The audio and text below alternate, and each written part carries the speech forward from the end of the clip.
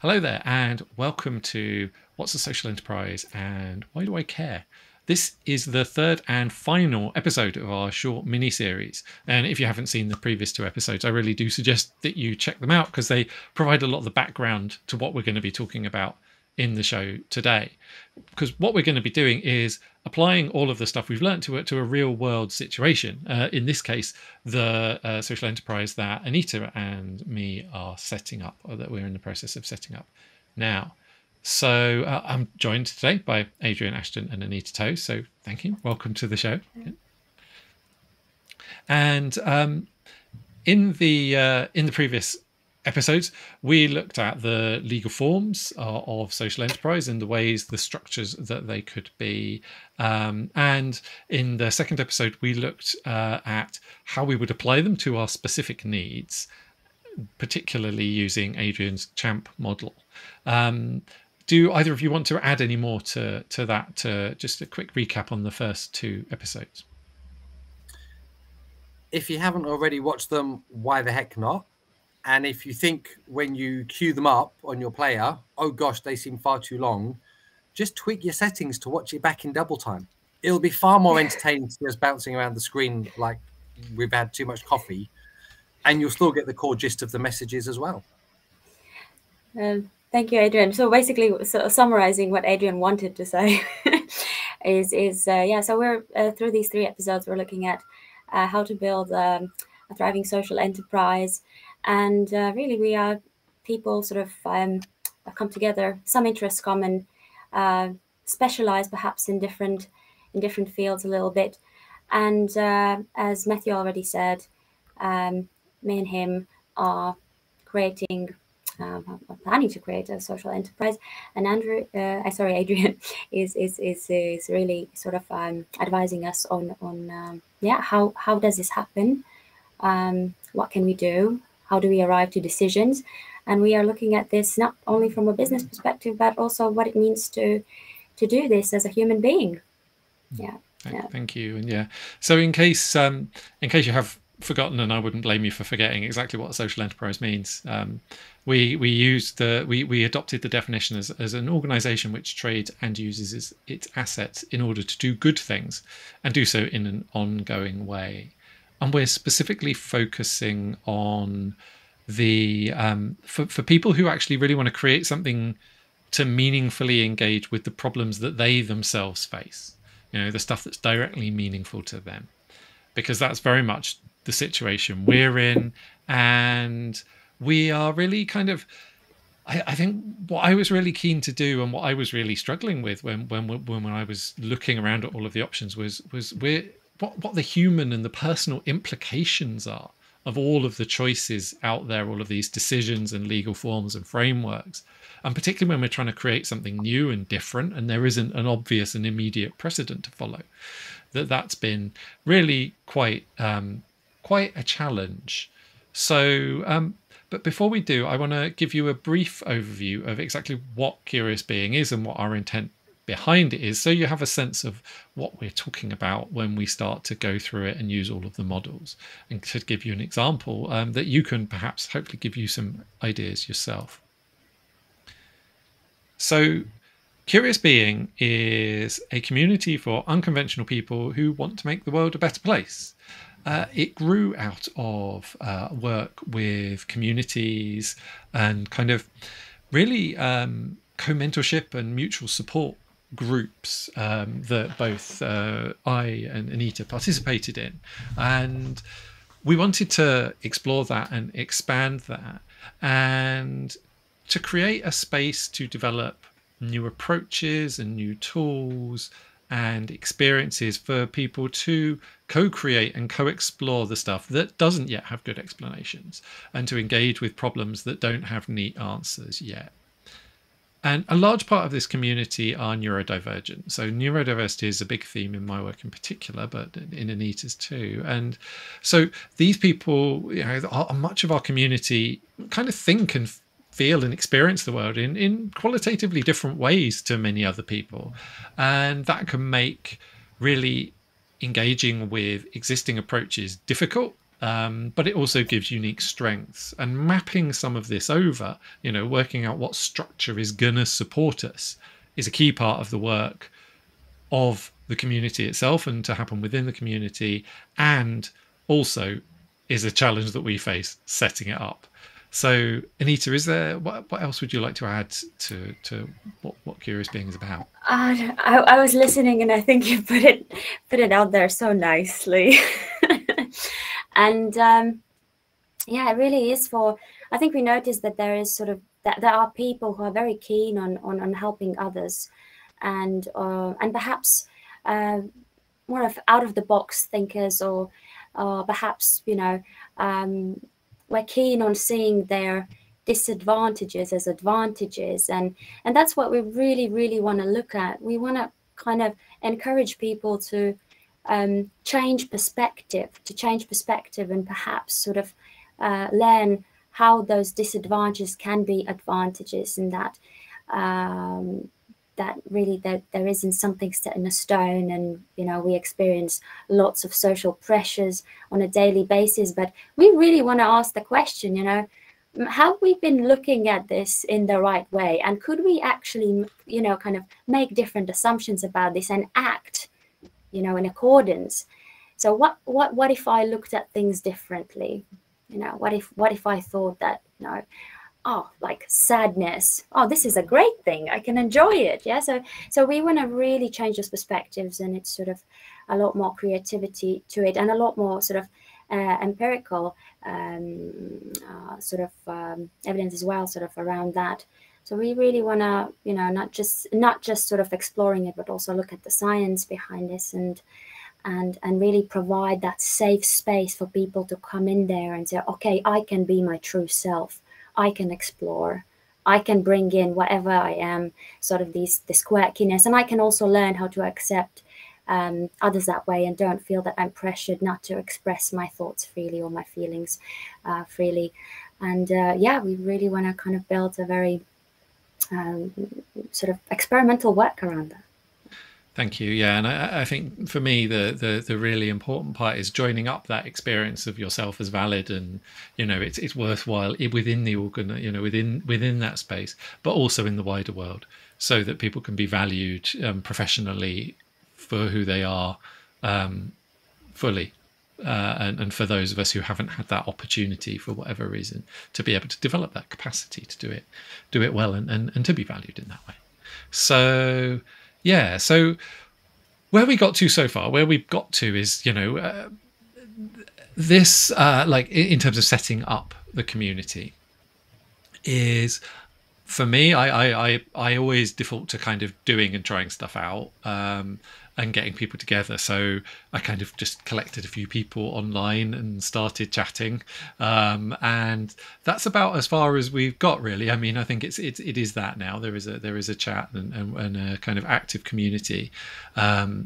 We did have regular meetups for a previous community that existed before this that led into this work as well. So we have some kind of group around it. In terms of more formal structures, what we realized is that the things that we wanted to build next, or certainly that I wanted to build next, really needed a bit more protection and structure around them in order to make that okay, in order to make, both protect us and protect the community members, and make sure that everything was going to work as it should, and people weren't going to be, exposed in any way to anything that could cause harm. So that's really the limit of why we ended up starting to look at legal forms and realizing that we probably had to incorporate something and actually set something formal up. So yeah, and I kind of started looking around, and have been a member of various communities who do kind of social enterprise stuff. So I looked at some of the models that other people had,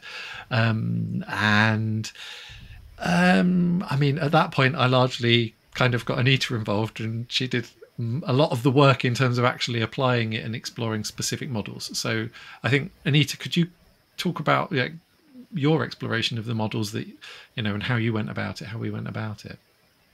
I mean, generally it meant, both of us, me and Matthew, had lots of conversations around this, lots of meetings around this.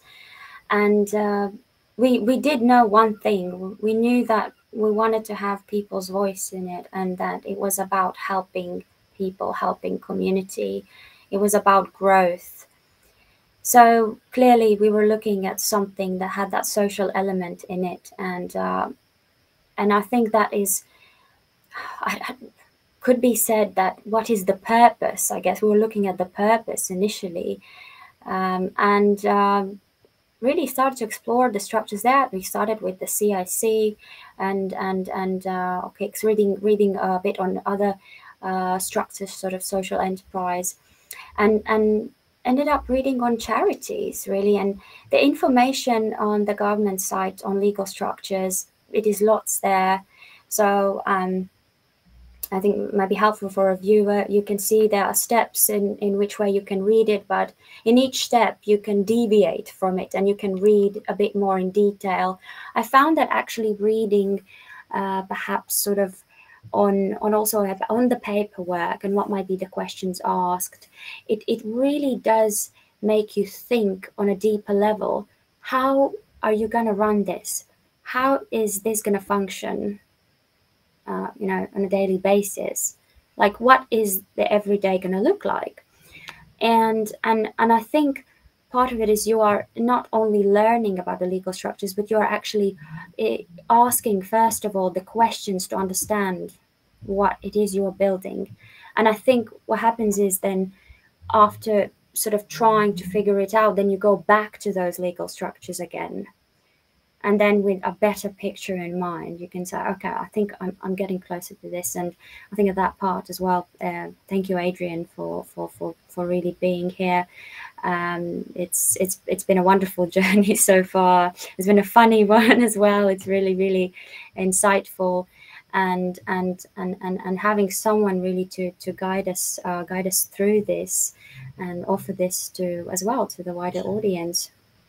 I think, Anita, what you shared there is so crucial, and so few people going through this stage of setting something up think to do that pause and revisit element, which is we read some stuff, it made us think about some other stuff, so we went back, we thought some more, we then reread some stuff, and have that kind of feedback loop almost. So many people say, oh, yeah, Matthew said, that's what they do, so that's probably good enough. And we looked at this in the last episode. What do other people do? That looks good enough. Let's do that. But as we identified, there's a huge risk in relying on the data sets of other people in terms of them not actually maybe being as correct as you think they are. And then again, you're right, there's so much material out there in terms of the government websites have a lot of stuff from the regulators, which is lovely, except it's all written in government speak. Mm-hmm. Which is not always that easy to decipher the exact meaning of and the application to your context and community. And then as well as something else that we were sharing in the green room in the warm-up before we went live and started recording earlier for this final episode, is that sense of there are tools out there that you can use to try and navigate these options and work them through. But they make assumptions as well about what you understand by quite jargonistic and heavyweight sounding terms and phrases. And if you don't feel you've properly understood or worked something out now, they don't let you progress to the next range of choices. So having these conversations, having somebody within your community that you can tap and go, I'm thinking of this, or I've had that question, have I understood it right? Whether you do it as a limited YouTube series like this, or you do it over a cup of tea, or you do it down the pub, or you have a phone call, it is so important that you reflect with people outside of your normal circles as well to test that understanding at every stage. Mm-hmm. Thank you. And for me, I think the two biggest challenges I ended up being left with were, first of all, that I struggled. There are specific words that are used with very little definition. Like a lot of areas, it has its own jargon, and there are some areas where jargon is kind of obvious. I come from a technology background, and it's like it's obvious where it's jargon because it's an acronym, and it's like I can tell that. But there's something slightly tricky in this space where a lot of these are words that you might hear that mean different things in other contexts. And that I found very difficult to differentiate when they were being used specifically versus when they were being used kind of generally, as you generally would. The other side I found really challenging was to work out the implications of the decision. And it's like all of the follow-on is like, well, yes, that's true, but like, what does that mean? What does that do? And that was those two bits I think I found particularly tough in this process. So yeah, and for me, a lot of today is about sorting out both of those actually a bit. Yeah. Thank you, Matthew and Adrian, for actually opening up this on the terms. I think we're going to go into that as well. But yes, that I think the idea was that you think you should know these terms. You should know what sort of a community is or what a member is, and then you realize that you really don't know. And what it means, sort of what it meant personally, was that I had to ask the stupid question of what is this? And I really want to encourage anyone who is building anything or plans to or transition or whatever is to really ask the very silly questions always, because every word, every term is and can be ambiguous. It is language, and people can hold different meanings to that word. Organizations have different meanings to that word. There's a lot of misunderstanding out there because it's just to really be brave and go through with the shame and just ask those questions. And it's okay to feel that way. And it was simply, I think, me and Matthew really started to look at, some terms, like really kind of on the search engines, just really looking at it. What does it mean? So, yeah, thank you for yeah. Yeah, so yeah, if we can, I think I'd like to go through a few of the terms that we're likely to use in when we're going through everything, and the ones that some of these are the ones that I found particularly either like I didn't feel like I kind of fully knew what they meant, or that they were used in a very specific way that I didn't fully understand. And I think the biggest one of these is members. And what do we mean by members in this context? Because, for me, I think of community members as just, well, someone who's part of the community as well. That's not exactly what we mean here, is it? Well, it is, and it isn't. And it all depends. And there it goes. This is why you get me in. It all depends on the capitalization. So this is the tricky part. And again, this is in terms of these definitions, working them through. This is probably the one that we'll spend the longest on, because it's so critical and fundamental to whatever form you pick and however it works in the future. So membership is a phrase that we use, and normally our association is association. Membership, we are connected with something, we're part of something, we're involved in something because we are a member of it. I'm a member of the Beano fan club. For example, when we were kids, we'd send off our postal orders. Some of you won't know what those things are. Anyway, showing our age now. So we'd send off our postal order, and then a few weeks later, we'd get a little envelope with a badge and a little wallet card, and we'd be a member. However, we can also be a member of, let's say, a cooperative. Now, that doesn't give us a sticker and a badge, but it gives us legal power. So in this instance, membership comes in two flavors, capital M and small m. So within the context of a legal entity, if it is incorporated, that is, it's gone through a process, it's gone to a regulator and said, dear Companies House, Charity Commission, FCA, we want to create this thing. Okay, we looked at some of the options last time. That's incorporated. That has what's called a two-tier structure. There are two types of roles within it in law. There is a board. In a charity, they're called trustees. Otherwise, they're called directors. And there are members, capital M, legal members. And membership is where the legal power sits in any incorporated legal form. So members are the people who get to decide who should the directors be. Members get to decide what should happen with any surplus or profits. Members get to decide, should we make changes to our legal rules about how this thing is run? And members get to decide if it's time to wind it all up, shut up shop, and go on and have a different adventure elsewhere.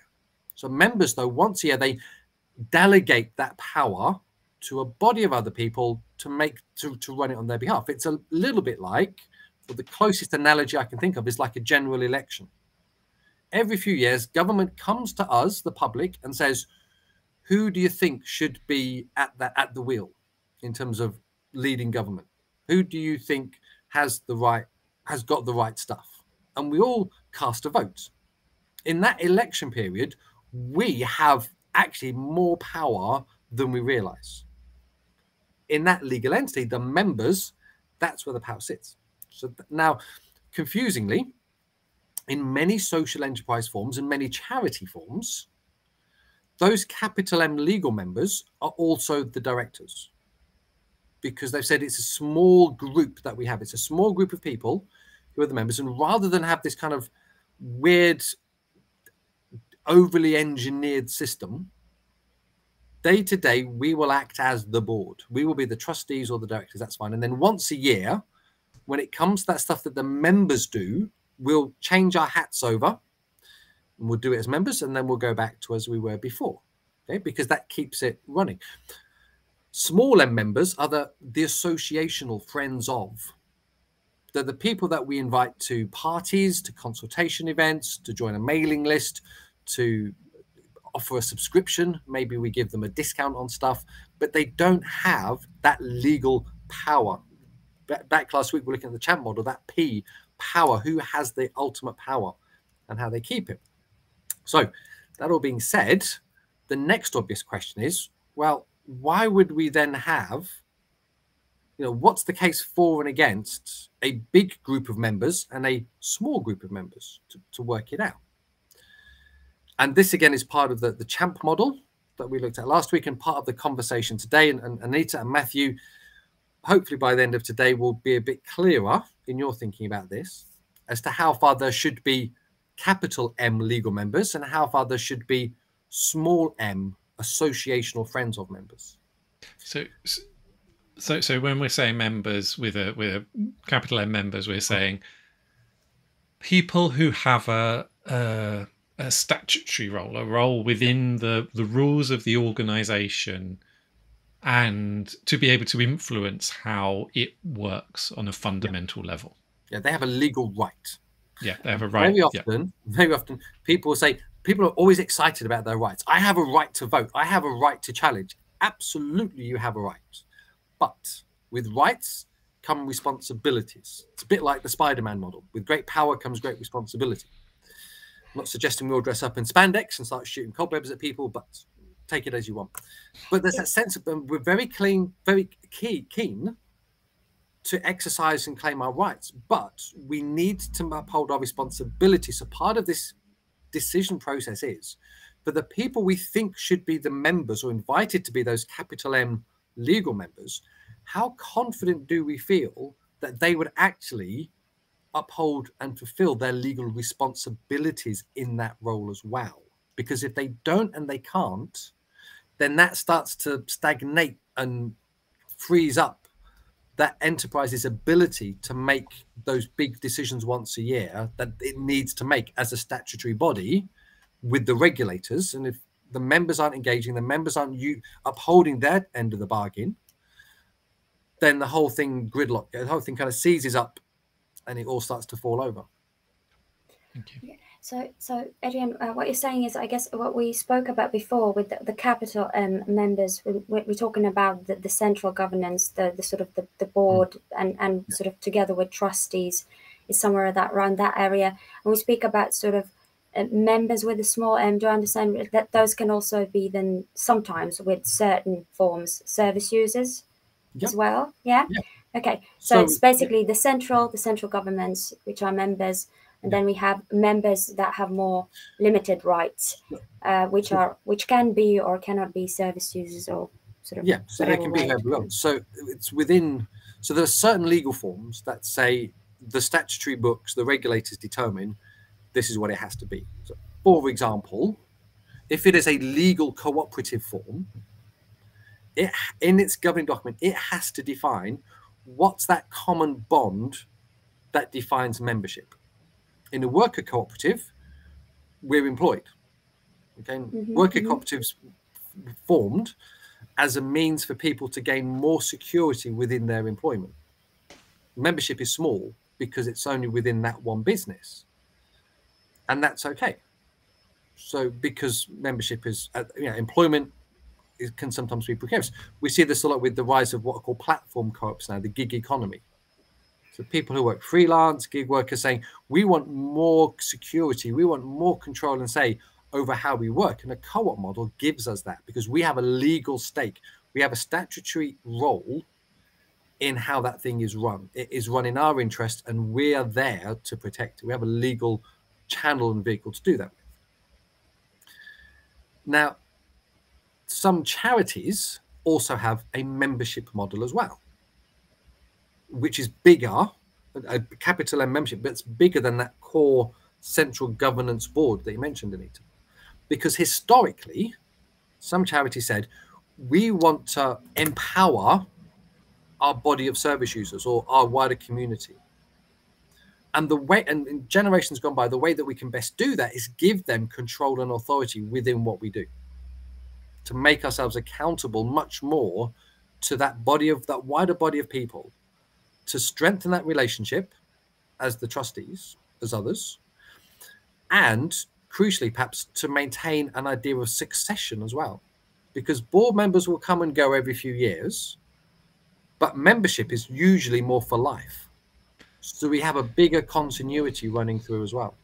So these are organisations that are a bit like, I think of the professional organisations I'm a part of, where where I'm asked to vote every year, like BCS and BPS, both of them, where you get every so often, it's like we need to make this decision, or we need to elect, we need to change a role, someone in a role. Can you vote on that, please?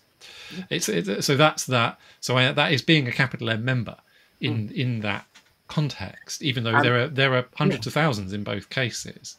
And the other niggle on this in terms of membership, capital M legal membership, is what's the motivation for someone to want to become a member? So like in terms of professional associations, I'm a member of a number of professional bodies. In the main, it's to show solidarity, to show my support and my kind of wanting to identify with that community. For others, there is an economic basis. There's an economic benefit. If I'm a member, I get discounts. I get access to special good freebies and stuff that you can't get otherwise. But again, we look at that through the lens of history. Again, so the cooperative model is the one that really kind of kickstarted this idea of a membership model. Cooperative models were formed as a means to allow people security and get access to better quality food, to the ability to save. So if their business performed well, they got access. It was essentially a savings fund. The more trade you did with your co-op, the more money you got at the end of the year to help you with those end of year bills. And historically, again, there were people who say, I'll become a member of the co-op because my divvy, my share of the profits that I get as a member, I use to buy the kids' school uniforms every year, or I use to buy the Christmas dinner for the big family every year. It was a way that people could have that. There was a clear relationship, and that basis for relationship is really important, because if it's not clear, again, it gets diluted, it gets confused, it gets messy, it locks up, and it kind of gridlocks. And the other challenge, I think, as well, is if we're talking about membership as a route of power, that's one level. There's also membership as a route of influence as well. So it may be saying, there's a membership charity I'm doing some work with at the moment. Historically, they said, we want to have, and they've got 160 members and 7 trustees. And historically, they said, we have a membership model of our service users, because we want to show that our service users, we value them. We want to empower them. And this is a way we can show that. We can build that relationship in a way that they can't have anywhere else. But over time, people have taken on volunteering roles. There are other consultation forums and events happening. Some service users engage with the charity, some beneficiaries who are not members or volunteers or anything else. So there's this real confusion now for the staff of the charity and the trustees and the members and the volunteers as to what's my identity and my relationship with it. Because it's changed the nature of that body of people that the charity exists to serve has changed over time, and new mechanisms have come in. So, and again, it's the idea of what's the basis for membership? Is it because the venture wants a clear accountability structure, or is it because it's an ideological thing, and having that number of people sign up gives a weight of credibility that says, look, we have thousands of members, like you're saying, Matthew, professional associations. We have this many thousand members. That gives us a platform to lobby government, to speak on policy, to try and affect change for that community, but only because we have that many members. Okay, Adrian, I just wanted to sort of clarify sort of what it meant, sort of researching it in real life, reading on the government sites about the legal structures, was that some of the legal forms clearly had the option, choose which option best fits you, sort of for the legal structure, and one was smaller membership or wider membership. Is so that the viewer might know as well. Is this what you are referring to? Yeah. So a smaller membership is where that power base, the capital M members who have the power to appoint the board, remove the board, wind it up, change laws, they double up as the directors, as the board. They are one person fulfilling two roles. Okay. And if you kind of go, well, how can I be both? Well, for some of us, I, for example, am a parent, and I'm a brother, and I'm a child, and I'm a nephew. So depending on the context I'm in, it's all still the same family, but depending on the context, my role changes slightly. So depending where you're, so you can be a member and a director, that's fine. And in that small membership, Anita, that means the members are also the board. They are the same people. Yeah. A wide or a larger membership means there is a body of people who have power over the board in electing them, in saying, no, this is how the profit should be used or not, that the board goes into. Now, over time, in terms of what's out there, most of the kind of the researchers are there, suggest that most social enterprises go for the small membership model. And I don't think it's because social entrepreneurs are megalomaniacal or benevolent dictator types. I think it's more because social entrepreneurs are in a space, or they recognize they're in a space that says this is changing a lot.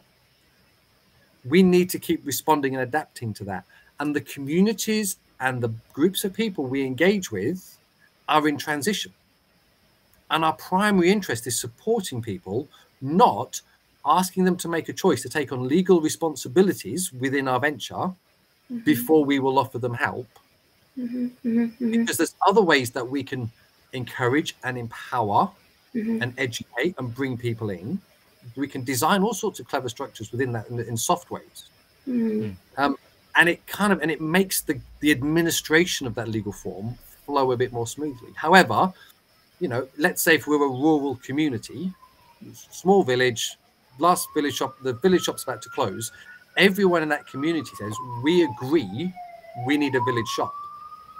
And we agree there should always be a village shop. So as long as there are villagers, there should be a village shop. So we all become members to safeguard that provision, to ensure that continuity beyond us into future generations in this community. I think you kind of have a point there as well.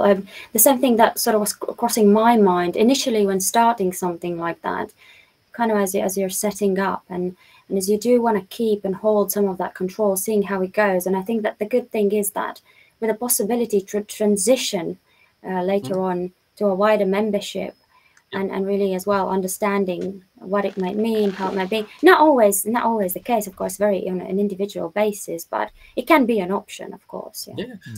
And so we talked in the last episode about saying you can't, well, the first episode talked about myth busting, one of which was you have to find the perfect legal form. You just have to find the best fit for now. You can always adapt it in the future or change it. In the last episode, we looked at some of the options that you can change your legal form into other things. This idea, absolutely, you can adapt your governance, your relationship, your membership model within your legal form over time. But depending what you start with makes that easier or harder. to go through. And I've done this with a number of charities and other businesses of saying we've either contracted it or expanded it over time. It always comes back to cake and food for me. It's a bit like baking a cake. Okay, you know, you're baking. You can always put more liquid in to the mix, but you can't take liquid out. If you put too much milk in at the start, you've stuffed it. So start small, just try it a little bit. This is enough. This is what we need as the basic to get us going. And then if we realize we need a bit more, we can add in and we can work in a way that doesn't destabilize that core service element. Because this is a big part of the legal form as well. It's that legal form, the way that the membership is designed within it and all the rest. It should be supporting and enhancing the venture's ethos and the relationships it wants to have with different people, not getting in the way, not sucking up huge amounts of resource that distracts it from actually delivering on the good stuff that the world needs.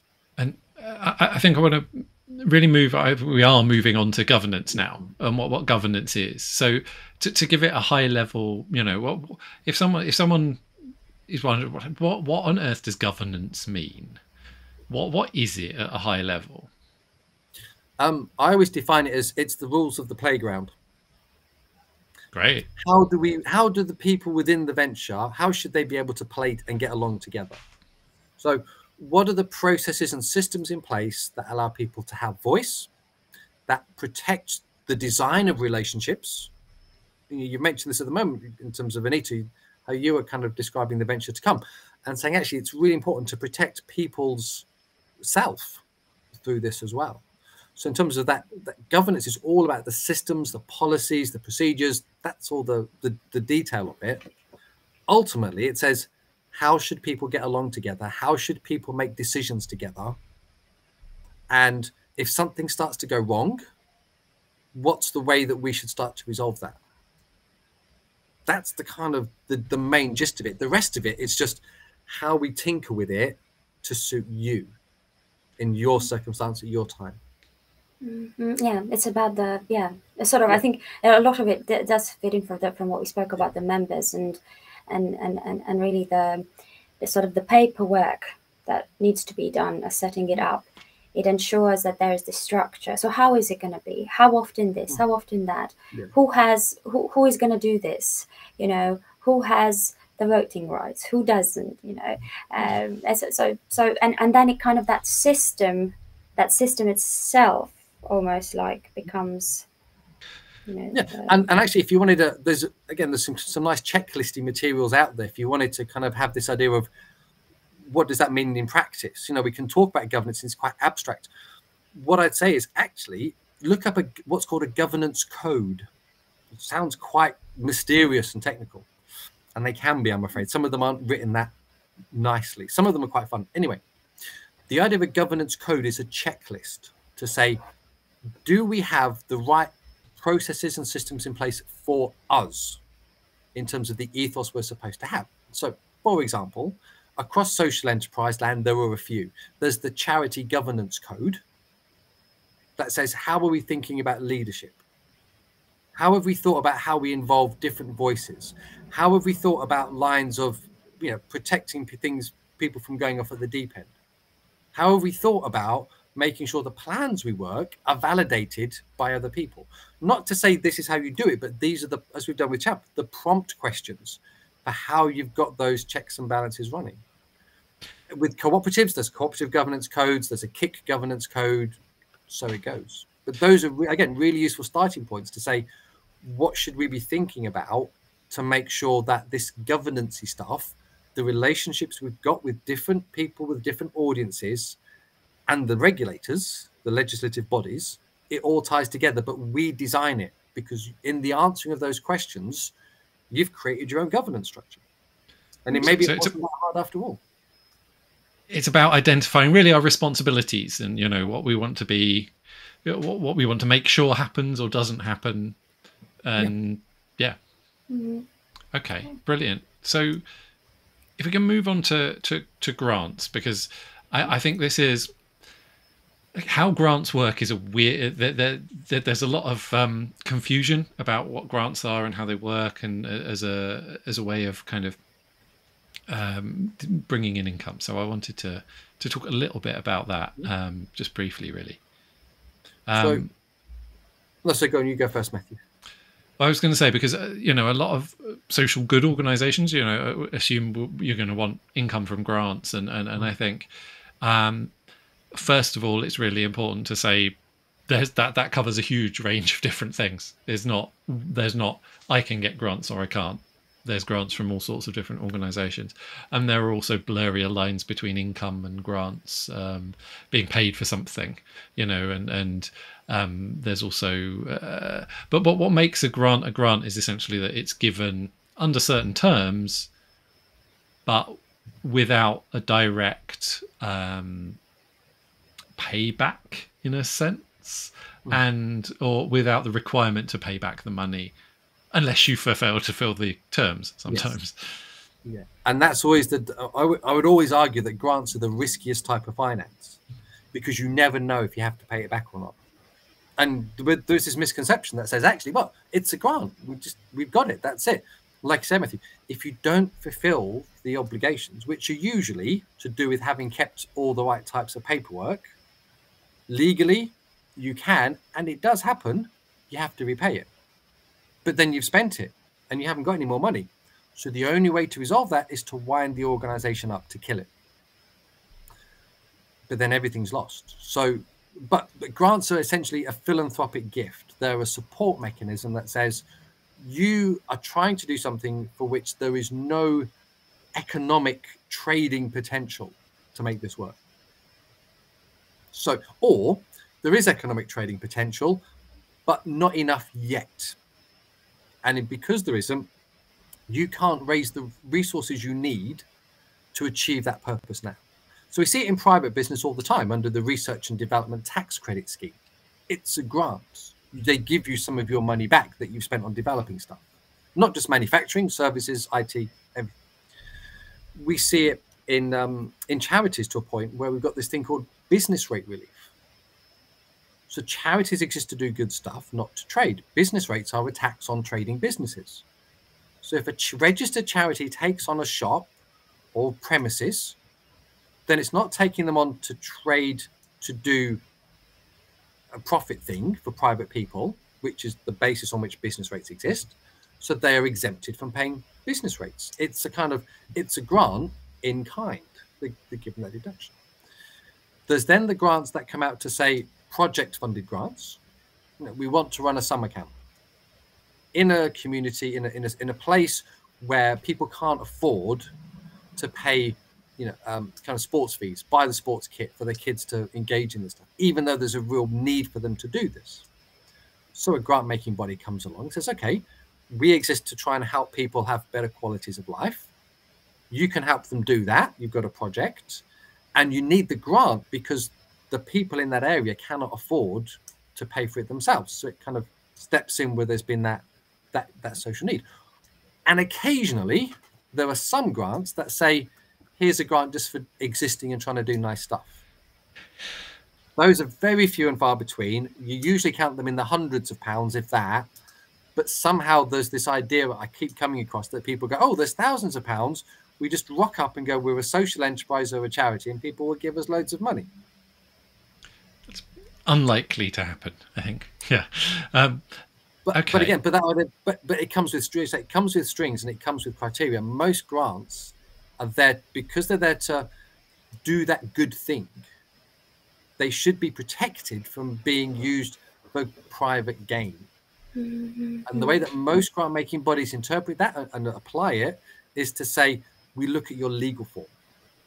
And if your legal form has the potential or the option within it, because of statute and the legislation, that people can personally benefit from it, we won't consider your application.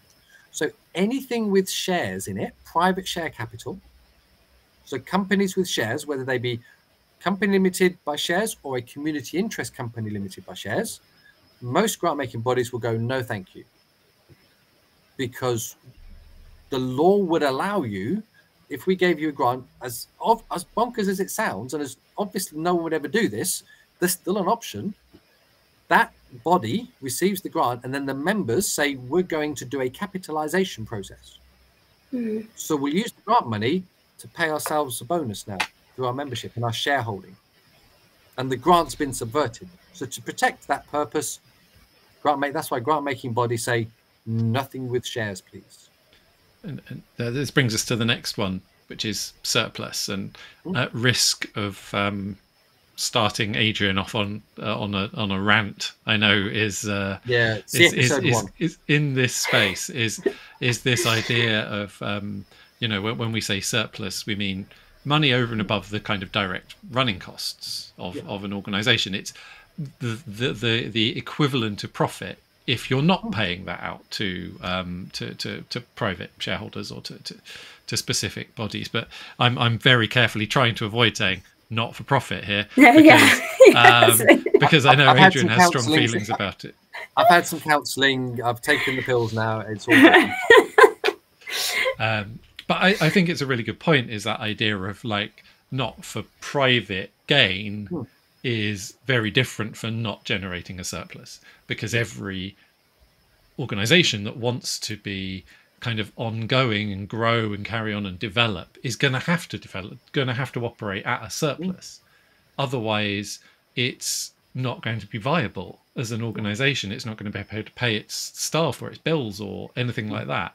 So whilst we say, it's not about generating a profit, is you've got to be able to generate a return on what you're doing, and that's in the form of surplus, which is that leftover money, right?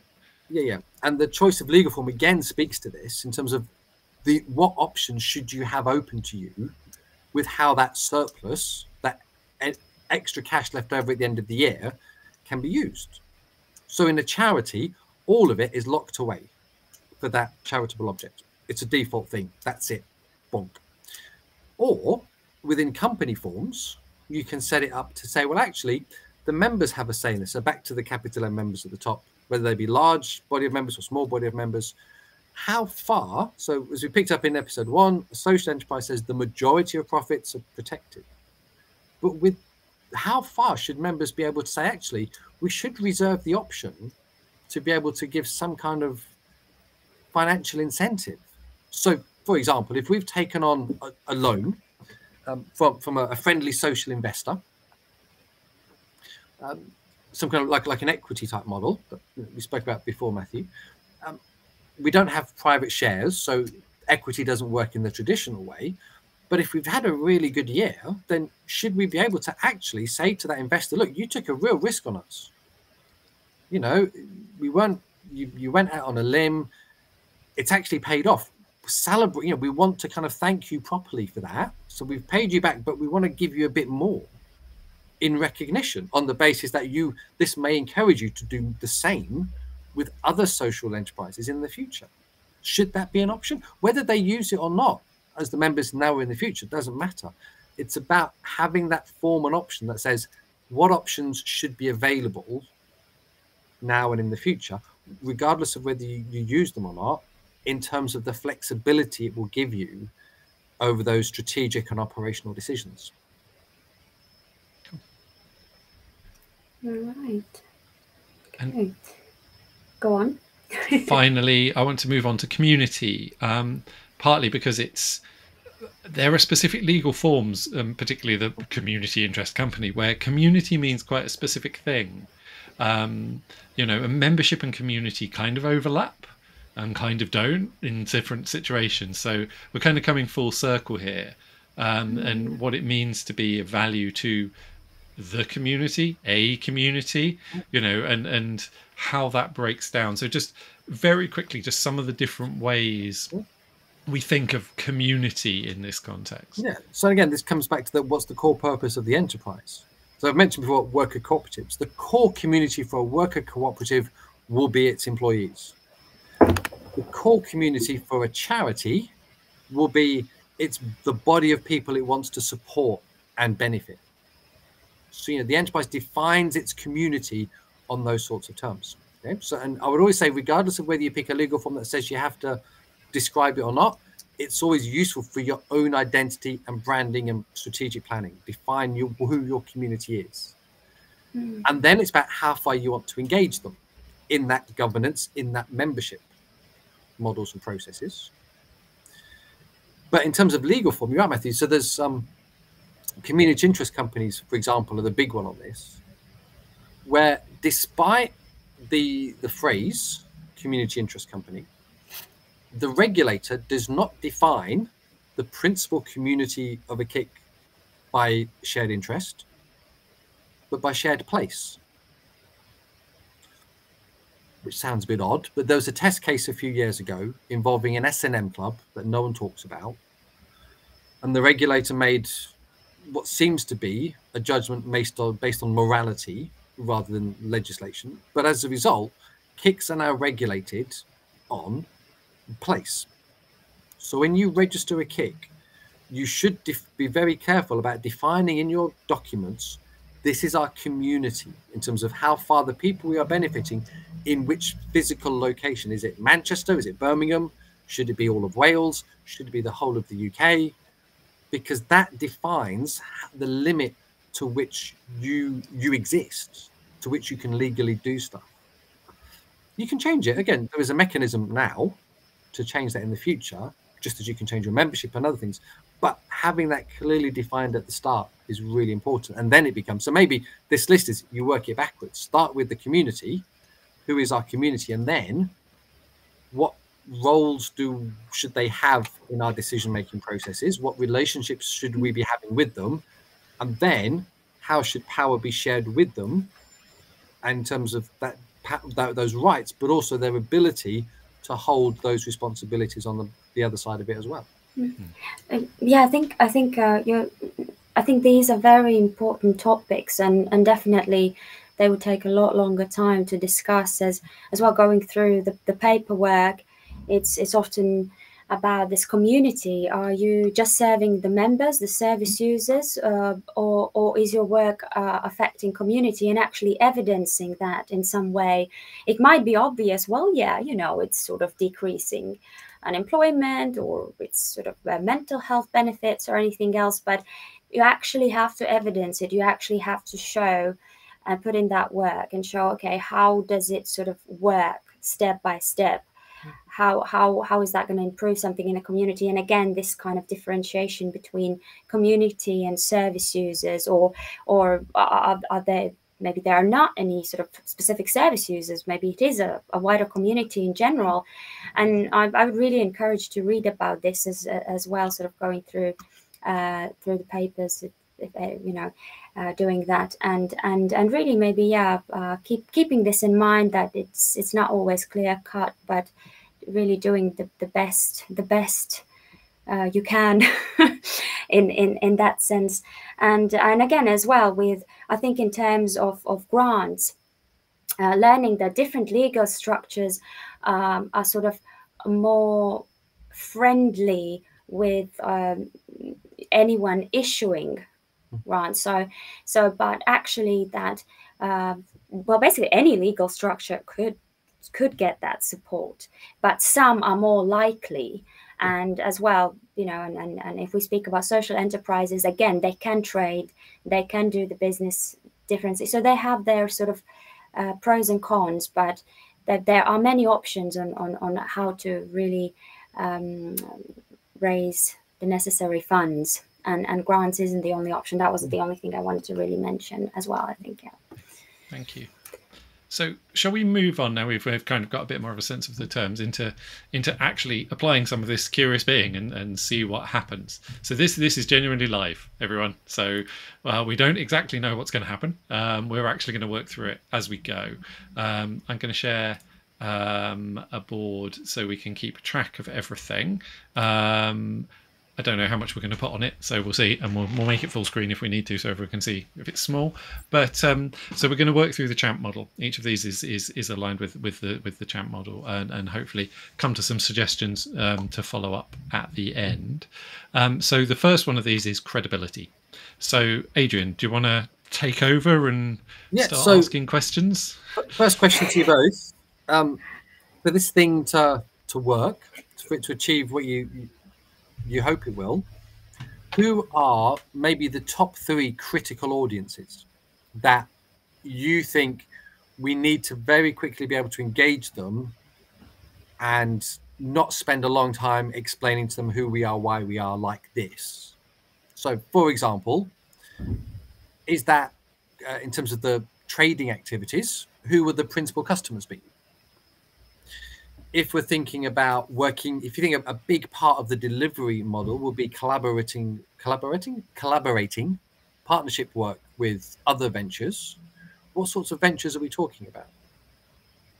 So this is what I mean by credibility. So, you know, for this to work, who is it who needs to, when you present to them, Curious Mind says, okay, yep, I get that.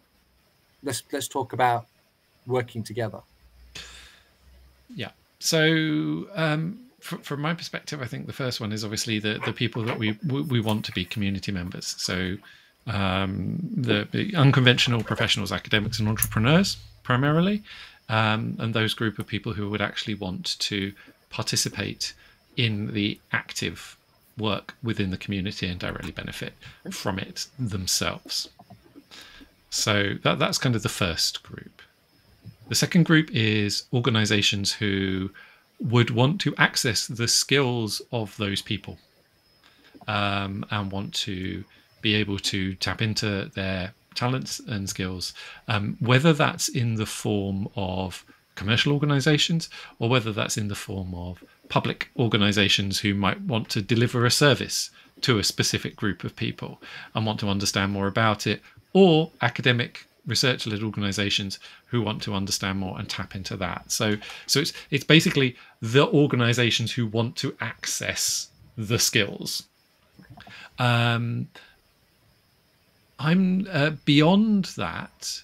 I mean, I think there's that. I'm not sure there's actually, I'm struggling to think of a third one. I mean, I think you mentioned sort of the core aspects of it, really, with the members, specialists, people who want to offer, people who want to learn, and as well mentioning the sort of organizations. But I was also thinking to add to that, organizations we might network with that could as well offer their expertise, that could offer perhaps their skill. Perhaps including universities, including training centers, or anything like that. If it could be an option. I think we are exploring here. We are brainstorming a little bit. Yeah. Those who might want to provide services within the community and to the unconventional thinkers. Is that the? Yeah. It could be, yeah. I guess there is one other one actually that comes up for me as well, which kind of overlaps with the wanting to access the skills, is really those who have statutory responsibility to set rules and frameworks and things like that, to make sure that whatever they're setting takes into account the kind of things that we're working with and discovering and understand, and the perspective that the community holds. So, for example, it might be around, I don't know, accessibility legislation, or how we're setting policy around this. So that's the other side of it. People who have a kind of a legislative responsibility, and I don't necessarily mean just in terms of public government, but perhaps those who have a legislative responsibility within a private company, because they might be writing their policy or whatever. So again, as we go through each of these, my thought is we can kind of highlight as an immediate response which of the forms we touched upon last episode might be a better fit and which ones we should probably be shying away from as we go through each stage of this, rather than get to the end and then do a big reveal. Brilliant. So slide 7 is slide 6 is the one where we can start keeping track of that if you want to go there, and we can add some possible ones. Or do you want to stay on this? I think we'll stay on this one because for me it makes sense. Excuse me, if we kind of pick on the reasons why at each point as well. So just in terms of what's my initial thoughts on this part is, whatever the legal form is, it shouldn't have a small shareholding. If it's going to have shares, it should be a wide body of shareholders, not a small body. And that's part of that credibility piece, because if we're saying we need to engage with public bodies as part of that customer group, as part of that body who's coming to us for some of this think tank piece, if this is perceived as a small privately owned venture, it won't be credible. It won't have the same influence and voice as it could have otherwise, because it will be looked at through that lens of, oh, this is a small privately owned business, regardless of what it's badged with. That will kind of fall down. So if it's going to have shares, it should be a wide shareholding model. I'd also and I'm not kind of saying we should rule out charities per se at this point, but what we're describing there in terms of these bodies who are going to engage with it in different ways, then if we look around outside, what's the sorts of legal forms that those bodies feel comfortable working with at the moment? And that's charities. So that's a conventional model for this type of thing. But this is about unconventional thinkers. And if you're building a venture that's going to engage this body of people best, then surely its ethos, its structure should reflect that in everything. To say, convention says we should be a charity, but we're not going to be a charity because we're unconventional. We've done it this way instead. And I think, part of this also, there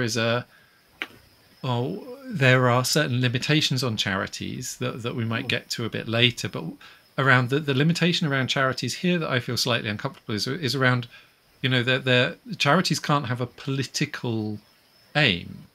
Yes. And what a political aim means is clear if you're like a political party, and it's kind of clear if you're completely, you're not trying to exert any influence on policy and legislation. But there's a big gap which it's like, so, and I think for me, we're in that gap somewhere.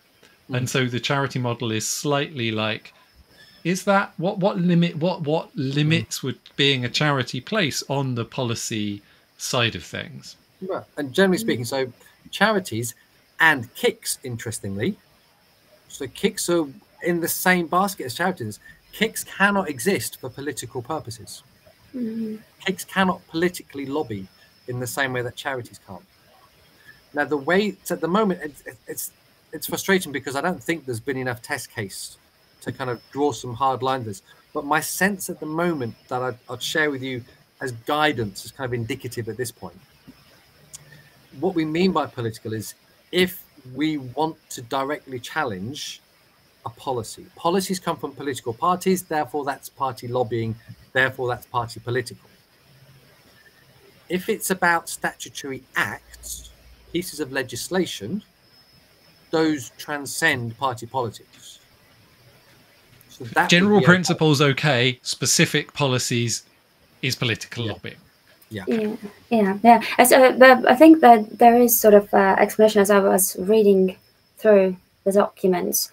It does mention this, but it does draw to some exceptions there as well around it. So it's sort of it's not as clear cut again, but sorry, I just want to mention, you mentioned about shares. So are you am I right to think you're thinking about either by guarantee or by shares here, or are you thinking in general terms? Well, so potentially there could be, so at the moment in terms of the idea of the share option, keeping things open, by the sounds of it, charities and kicks are already fast fading because of this political restriction they have. And that doesn't mean to say they can't come back, but it would mean that you would have to revisit that core purpose and how critical it really is to make some decisions about that. The point about shares, Anita, is saying it keeps a few options open. So it could still be a company limited by shares with a larger shareholding, let's say 100 shareholders, for example. So it's obviously not run in the interests of a few private people, or it's run as a cooperative society, the community cooperative society that says we potentially have thousands of shareholders, people who have said, we believe in this thing, we're going to take a legal role within it. And that can actually, when we get to the end part about money, that can be a route through which the venture generates the initial working capital by selling shares through a cooperative share model. Mm-hmm. Which is how cooperatives do it now. We spoke a little bit about this, but we never really went into kind of because there's, you know, as well, there's by shares and by guarantee as well. I don't know whether the sort of, to clarify maybe for the viewer. And initially, the recommendation is often you would see to go by guarantee, and I can't really remember whether that is a tough decision perhaps in some ways. I'm not sure whether you could. I don't think you could really change it. No. I'm not sure. You If couldn't. Not that. That's really. Yeah, you can't flip. Yeah, you can't flip. So that's again something to look into even more. But there being that question of when we work through this, who are the members, and what relationship should they have? Mm-hmm. And if we've got members who are saying they're members because, so Matthew, that kind of person is really insistent upon coming up on our jambles. They're members because we want them to have a relationship with us, and we want that relationship to be based in economics. It's a financial basis for the relationship. Mm-hmm. Then shares are a very, very clear way of demonstrating that and embodying it. If it's about saying actually the relationship is more about ideology and relationship on a non-financial basis, then guarantee allows for those members to have a voting right, have a legal stake, but without the economic element to it in the same way. And this is in real life, that would sort of translate into sort of having the membership fee or anything like that when we speak often as well. Is that would be an additional thing, right, in that case? Okay. But again, if we have a membership fee as a rolling subscription, so there would have to be a clearly defined member offer. What do people get in return for their money? You know, it's talked about if I'm a member of a professional association, I'm paying my membership fee because that's helping them lobby on my behalf. That's helping them sustain the access to financial, you know, sort of discounts on things that I want to access as part of my business. Mm-hmm. In this instance, if there's a subscription on the membership model, whether it's by shares or guarantee, then, and we're saying you have to pay some money every year, what do people get in return for that? True, that's true. It changes the focus of the relationship. It does, definitely. And, you know, sort of looking into it, I have to say limited by shares is sort of, it is a lot more complex, and not to say that it doesn't explain it there, it does. And even with the sort of governance papers, it offers a lot less, and it does advise to sort of to consult with a specialist on it, because it's a lot more complex, and clearly, you know, there's a lot more sort of business involved in it, and so a lot more you can. But as Matthew was saying before, if you have someone who's saying, I want to invest in you, and the way that I can do that is through an equity type arrangement, and you can square off the rest of it, and this credibility, but if that someone is a key audience for you, they're a critical audience, they're a critical stakeholder, then we need that legal form to allow them to bring them in close to it. Yeah, if you wanted to fund in the way that a conventional profit-making company would fund, essentially, that's the way that you do it. That's how like startups work. But it's actually interesting, isn't it, Matthew? Because we initially spoke about this. We said that because of the sort of unconventional thinking that maybe in that sector we would sort of, you know, it private equity might be. We actually spoke about it initially. That's where we started. Well, it's a really interesting one, because, you know, there's, you know, it's easy to assume this not for the not for profit thing, surplus making organizations are are the only positive good ones, but there are quite a lot of organizations where particularly kind of angel equity investors who are looking to do impact investing on purpose-led profit-making organizations. So it isn't that clear cut, is it? I think what I'd like to do actually though with credibility is, and it's an important point that the different forms have different credibilities with different investors, even within the context as well. So for example, certain granting bodies prefer certain forms to others. In certain areas like arts. If you're looking for arts funding, think about certain ones. And if you're I'd like to just maybe move towards the next one, but do we want to say what ones this indicates or what ones this doesn't indicate, if you don't want to do it all at the end? How do you want to do that? What we've picked out so far is it doesn't indicate at the moment a charity or a kick on the basis of that political agenda piece. So that's political Yeah. Something we need to look into a bit more and understand sort of the limitations and whether there would be any. Cool. Okay. Should we move on to the next one? History. So this is about what are the stories that you want people to be telling about you? Curious Minds is out there. It's 50 years from now. People are going camping trips and they're singing songs around the campfire at night. What's the song they sing about you as this new enterprise that's been created? What's the key messages that people are saying, oh yeah, wasn't it great that they did this and that happened? And it may be as we go through this model, you kind of go, oh, we're drawing a blank on this, and that's fine. We can always revisit the model in the future. Yeah, I think for me, there's two sides of it. There's raising the profile of the specific group of people who think unconventionally, largely through neurodiversity, and for those people to be fully valued in their own terms and in the wider society's terms. And then there is the contribution that those people can make via what is developed within this. So the kind of success stories and the impact for wider society. So it's about, a lot of my intent with this is that if we can get the perspectives that these people hold out into the world, we can use them to address the big problems that affect everyone. And finally, it's to contribute to work that's already going on in the development of what it is to use diverse perspectives wherever they come from. So whether that's from a different cultural background or from a variety of different experiences, about how we can operationalize and integrate and value those within the conventional view as well. So a wider set of practices around that work. So it's those three things really.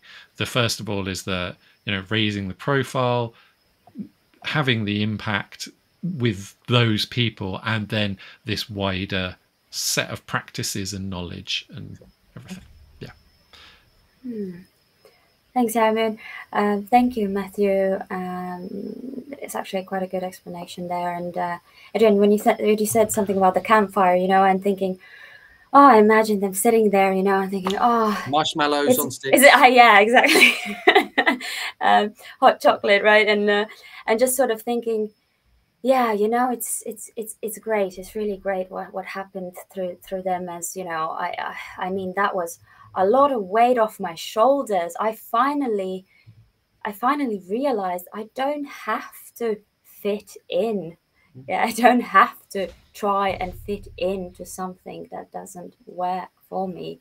And I think that is really the feeling that I think we as well, speaking on behalf of Matthew, that the people sort of are left with that. Oh, this is great. This is the safe. This is the space. It's really, really good to explore different ideas, to think differently, to have the courage to to speak and to look at it and go through with all the feelings that come, you know, that we are not trying to fit in here, we're trying to fit in there. So we're kind of trying to stretch the norms and really ditch a lot of the things that are not working. You know, we have to admit that the society is still sort of organized and functioning on a lot of norms that are not serving us. So yeah, I think that I really like as an outcome, essentially feeling that the aspects of ourselves that are different are genuinely valuable to us and others, rather than learning that we need to uncover, we need to kind of cover them over and fit in, is for me that, you know, on that experiential level, and for the wider world to understand that as well. For those, you know, because for me this is on both sides. It is about the unconventional, but it's also about helping the people who don't have those life experiences, who are in that more conventional space, to understand the value of and the ways of working with people who fall outside of that. So where this then speaks to options about legal form and structure, initially, and this is kind of where it gets a bit odd, because it kind of points back to charities, but then it doesn't.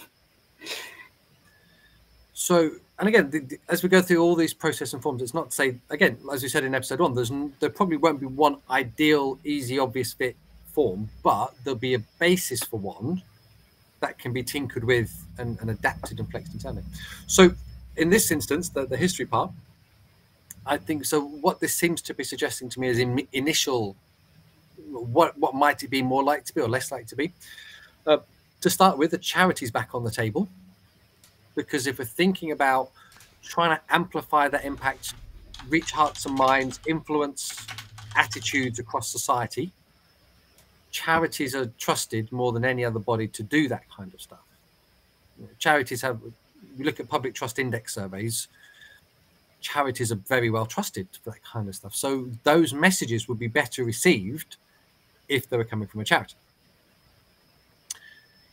On the flip side, if there's a desire to say we want to be able to work with what others are doing in this arena and space. Now, that then kind of raises another question that we can't answer here yet, which is what kind of players are we talking about? And what are they in turn? Because if they are private individuals who could be doing really interesting work, but if they are a privately owned, maximizing profit stuff, then if we're a charity, we have to be very careful about how we can work with them so as not to be creating benefit for private individuals. So a charity, although it could help us amplify our reach across wider society, may be limiting and shutting down future collaborative options in the future. But we don't know yet for definite. So, for example, if a charity was going to, was effectively going to consult and provide value to a private company, that gets into a very difficult space then in terms of charitable aims. Yeah, but there's ways it can be managed. But in like straightforward terms, it's outside of the scope of what a charity can normally do. Yeah, because a charity should not be creating, through what a charity does, it should not be creating benefit for private individuals. If Curious Minds is set up as a charity and has the opportunity to work with a very influential but privately owned company because of what it does, and that private company, although this good stuff gets out there, the private company gets an awful lot of benefit for itself from it, and that amasses to the private individual, then that has to be very carefully looked at and managed so as not to fall foul of charity legislation and regulations. I'm not saying it can't be done, and I'm not suggesting that we go about this and we fudge it with the Charity Commission, because Charity Commission, if you're watching, I think you're doing a great job. I think you're undervalued and overstretched, so more power to you. But it's just one of those points of saying, let's just, before we jump on this, that forward planning stuff in a future scenario, what options do we want to keep open, and what do we absolutely want to say, no, those should never be a thing that we should be. I think thank you to both of you. Actually, I think what sort of comes to my mind at the moment is that that we might really need to look more into the partnerships we would be interested to form, and actually to the bodies that with whom we would actually be interested to cooperate, and see, maybe have a bit of a statistic of, you know, what would that mean in terms of the legal structure. And really, I think we're going to move towards that in probably in a couple of slides' time. I'm trying to remember the model. So the next one is accountability. So what do we mean by accountability? So this is about whom should curious minds be accountable to? So in broad terms, it kind of speaks a bit to membership, but also other factors. Who validates curious minds and its board, and that they're doing that it's doing the right things in the right way, that it has authority to be acting in the ways that it is, to make the decisions, to engage in the programs, to be commissioning movies or opening up lines of merchandise and branded hoodies, whatever it is. Who is that body of people, or that oversight body from the other side? So is it ground up? Is it top down? Is it sideways? Who does curious minds look to say, we're still okay, we're not drifting off track here? I think obviously there's a range of kind of accountability, and one of the interesting things around for me is there's a kind of marketplace accountability as well. You know, essentially, is if there are commercial offerings through it, it's like the market implicitly does kind of holds us to account in terms of delivering something useful, but ultimately and primarily to the community themselves. The members of the community themselves. This is a tough one for me.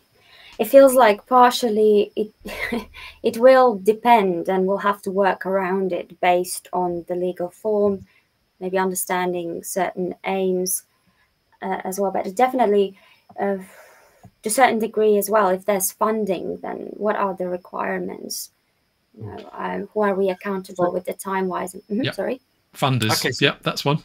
Okay. So I was going to say, but this thing kind of comes into that. So not only whom is it, yeah, but on what basis? So funders and commissioners, the accountability will be transactional.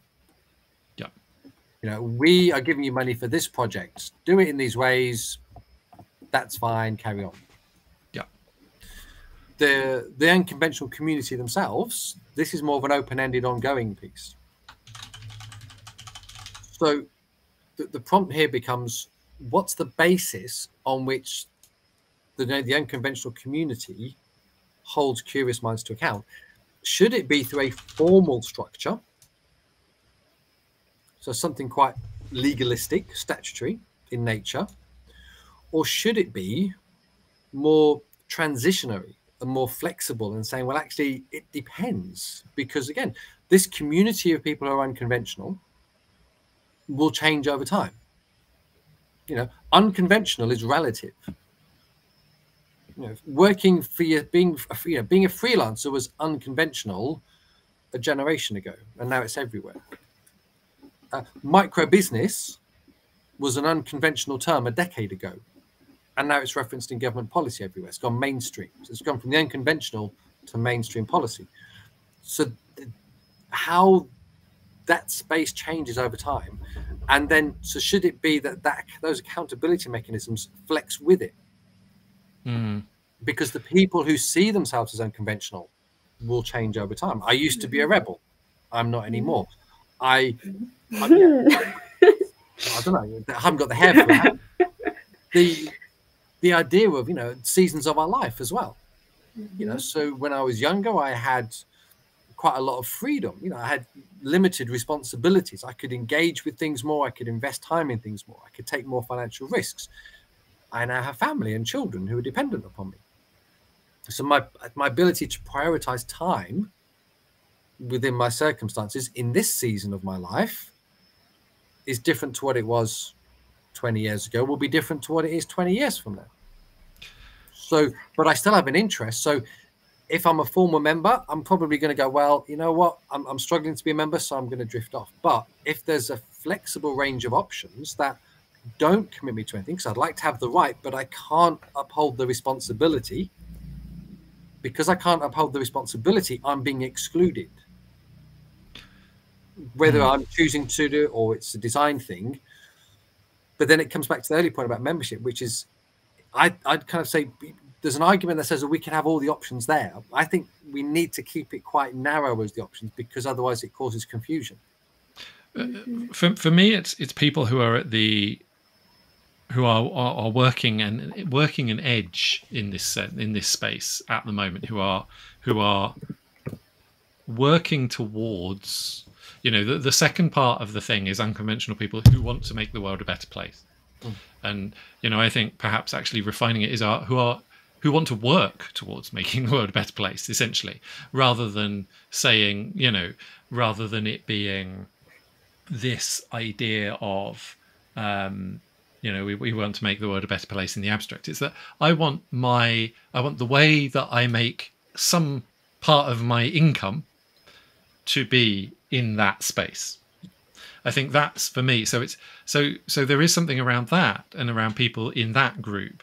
So I don't know if we need to kind of define active participation in that, because it does cover all sorts of different areas, or exploring that, because this is the other part of it. You might be setting something up, you might not be, but to be actively engaged in it, I think is the kind of thing for me. I mean, it's not necessarily for economic return. It's work in that sense. It's working on it, and you could work for, you know, like you could work, like volunteering work is work, you know, in that sense. But it's to be actively spending some time, energy, intent towards this process with the intent of an outcome, with the intent of change, actually, I suspect. So go on, Anita. What actually comes to my mind when thinking of accountability, and the way you sort of put it as well, and sort of values and principles. I think we're a bit here, you know, what holds me responsible. And that is first of the things sort of that comes to my mind, that has sort of hopefully that longevity option, and can be quite flexible in terms of what it would mean to sort of use that as a compass. So what's the basis on which those with an ongoing interest should be able to hold curious minds to account? If they're not happy with how things are being done, what should be the basis on which they can raise that concern?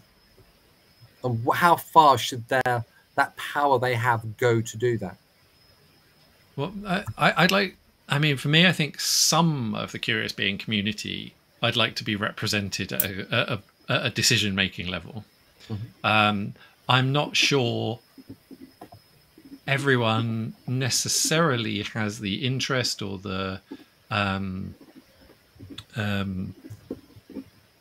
would want the responsibility of the kind of steering governance thing, for precisely the reasons that you mentioned, actually, and also because it's a broad community. But I do want some significant representation of the kind of across the breadth of the community. Sure. There are also people who might have specific subject matter expertise, who I would definitely want to be, who are both subject matter experts in a way, in something that is directly relevant to the way that the community operates. Sure. And I would also want them to be represented in at a decision-making level. I think there is also a role for partner organizations and partners, though I'm not sure whether that's more advisory than decision making. I suspect it might be more advisory. Essentially, say public service providers, for example. I think that is more on an advice level rather than, but I would like them to have a formally defined opportunity to share their perspective rather than a formally defined capacity for making a decision, if that makes sense. Yeah, there's something about sort of the ethics, you know, whether there is, as again, at some point, some sort of regulatory body, again, that can, you know, if we meet the standard, okay, so we feel, okay, this might be it. So then there is sort of possibly could be that option. Also, of course, within the organization itself, some form. I think you're right. It would be good to get some. I mean, for me, I think there's a breadth of different frameworks and things that we could potentially use.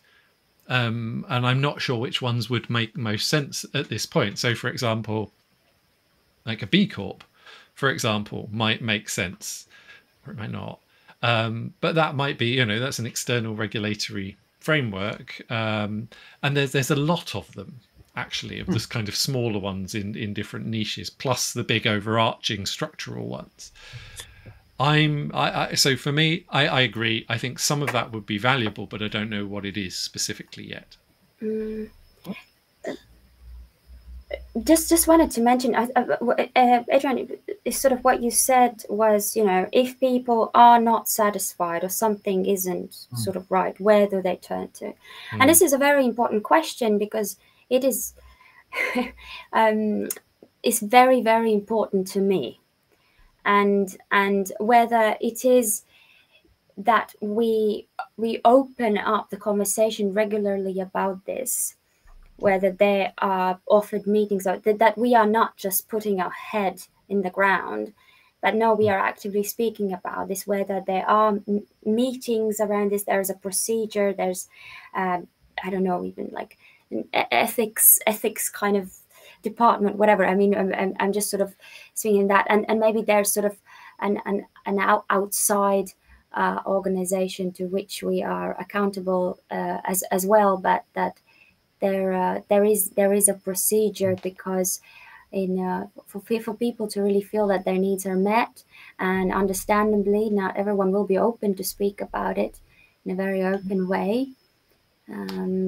Yeah, absolutely. I think you actually raised something else that's important to me in this accountability, which is to the extent possible. And when I say to the extent possible, I mean like a lot, rather than the way that most people mean it when they preface, when they say what I'm about to say, is to make the organization utterly transparent, so that effectively it's accountable to anyone who cares to look. And anyone who cares to look can see in clear terms exactly what it is that's being done, so that there's actually a kind of reduced need on some level for specific regulation, because we're held to a degree of transparency.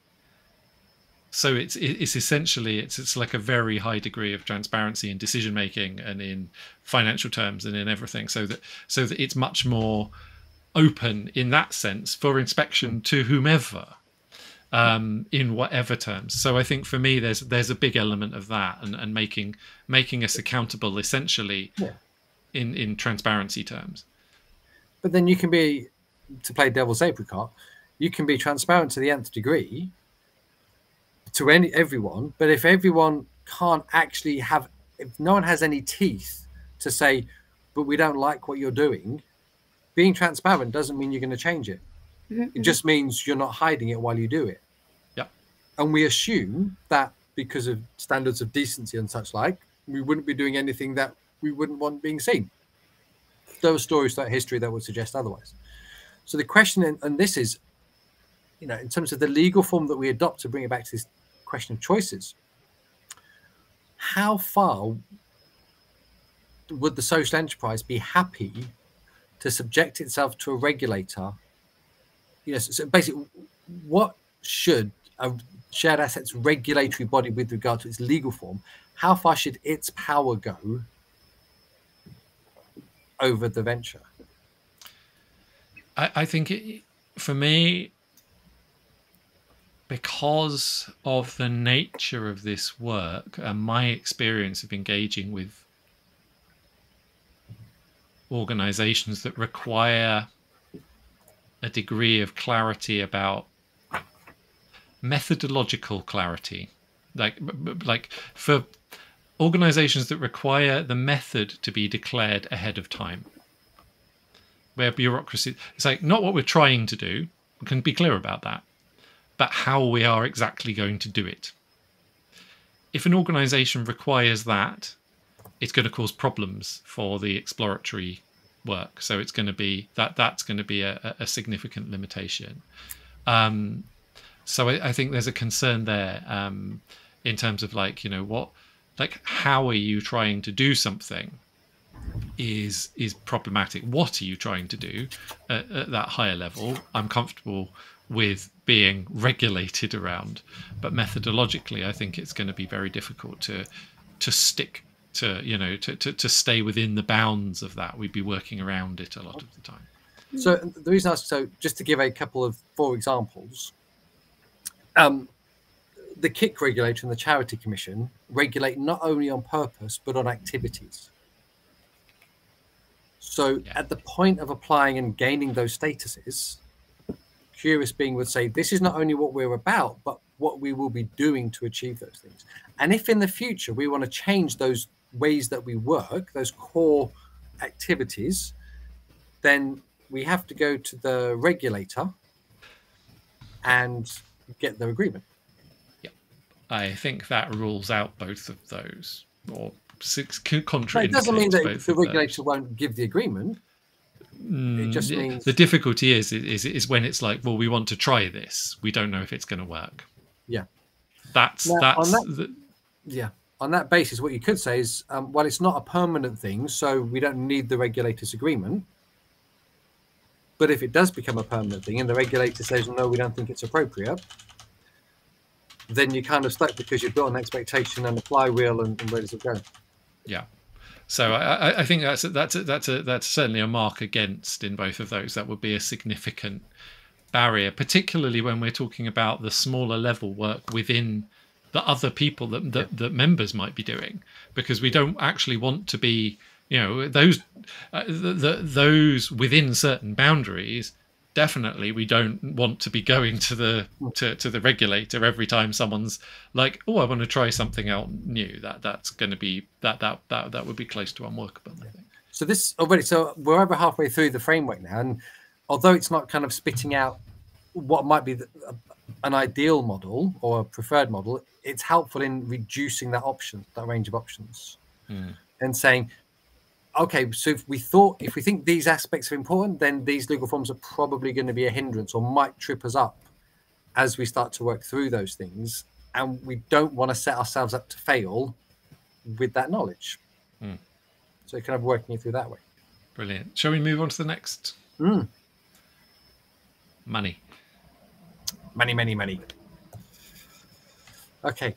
So this is about what kind of money should Curious Being be happy with. Now, we've already mentioned a couple of times about grants and saying, so my sense is that Curious Being says, you know what, we like the idea of grants, okay, and we think we're okay with that. But my question is grant funding something which you think should be opportunistic, or will actually always have to some degree an ongoing need within that? Opportunistic. Okay. I would expect my intent is to, on some level, enable community members who have projects, grantable projects, to facilitate them in accessing those, at least as much as it is. I mean, I don't think the fundamental organization really would have the need to get grants in that way. Okay, sure. Okay. The income I would expect is essentially from paid access to membership to resources, both learning resources and interactive resources, experiences, and potentially digital tools later on. And in terms of making a charging a commission or a management fee, whatever you choose to call it, for the services between community members and third parties. So say an organization wants a specific piece of specific skills, or an individual wants a set of specific skills, and they access that those skills through the platform, then we take a cut. What about borrowing? Should Curious Being be able to borrow money? I don't see any major reason to need equity funding in the sense of on that side of things. I think my intent is that where we are kind of seeking speculative funding, it's done through the community and those who identify with the value of the community. And I primarily kind of offer it in terms of, rather than saying it's a donation, is essentially it's more pay it forward.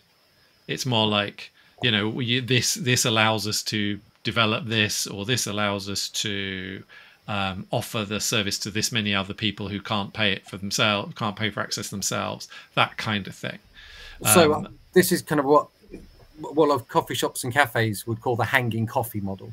Yeah, exactly. So that sense of, okay, so that makes sense.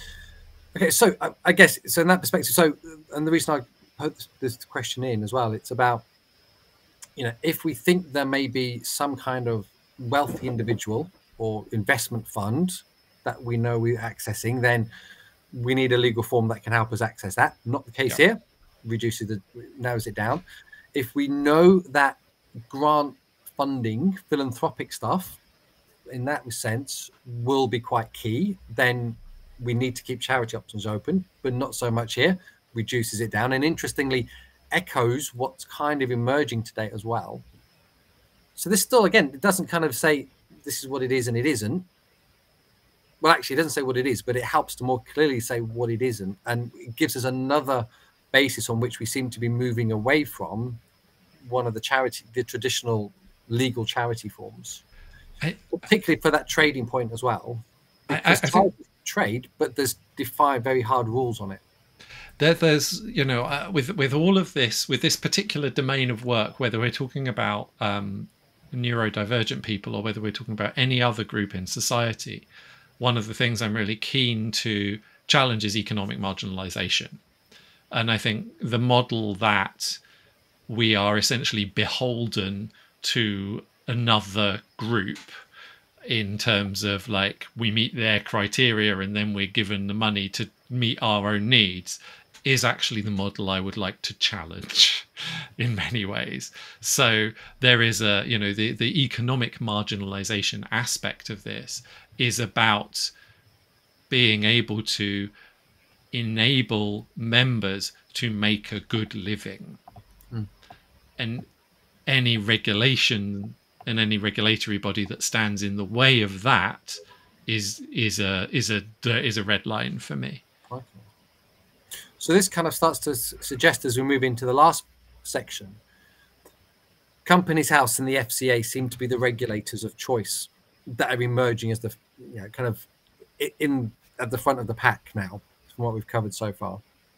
The FSA particularly because it's the regulator overseeing cooperative societies, and on the basis that cooperatives exist for the economic well-being and benefit of their members.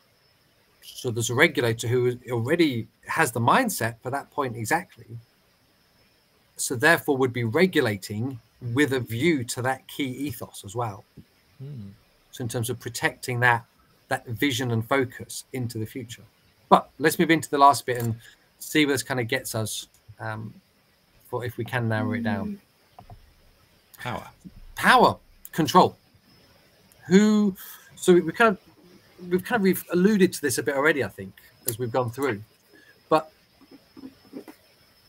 who's the executive? Who makes day-to-day running decisions in Curious Bean? And again, in an abstract sense, I'm not kind of saying give me their names and shoe sizes. Is it a small group of people? Is it sort of a self-appointed body? Is it people who are employed? Is it volunteers? From my perspective, again, from the to the extent that this is possible, members of the community who are employed by the community. Okay. Because it's that kind of combination. Again, it's a challenge to the economic marginalisation thing. It's like, okay, yes, I'm a member and I am doing gainful work within the community. So it's that together, and it has all sorts of other positive benefits then around demonstrating skills within a context. And yeah, exactly. So there has to be. So go on, Anita. No, in terms, speaking sort of very literally on the structure, it's sort of, there would be central sort of governance to some extent, and I'm not sure we know sort of how flexible, to what degree, how large it would be. But then of course the people, which are sort of the members as well, that but would have more limited, perhaps, but would have certain, I don't know, maybe voting things, would have maybe certain responsibilities.